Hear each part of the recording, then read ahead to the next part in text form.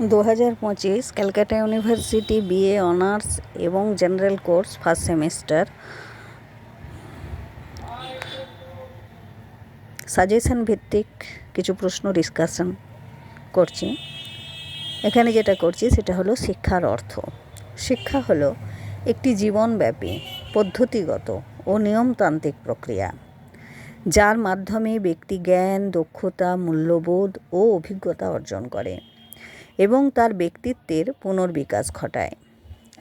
এর প্রকৃতি বিশ্লেষণ করলে দেখা যায় এটি একটি জীবনব্যাপী প্রক্রিয়া, যা পরিবেশের সাথে মিথস্ক্রিয়ার মাধ্যমে অর্জিত হয় এবং ব্যক্তির শারীরিক, মানসিক ও সামাজিক বিকাশে সহায়তা করে। শিক্ষার পরিধি অত্যন্ত ব্যাপক, যা ব্যক্তির জন্ম থেকে মৃত্যু পর্যন্ত বিস্তৃত এবং মানব জীবনের সকল দিক ও সভ্যতার সাথে জড়িত।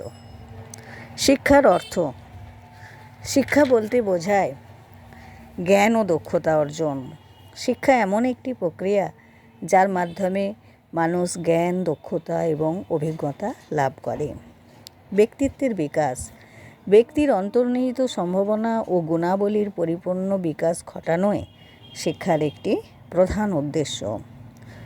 সামাজিক সদস্য হিসাবে প্রতিষ্ঠা: শিক্ষা ব্যক্তিকে সমাজের একজন উৎপাদনশীল সদস্য হিসাবে প্রতিষ্ঠা করতে সাহায্য করে।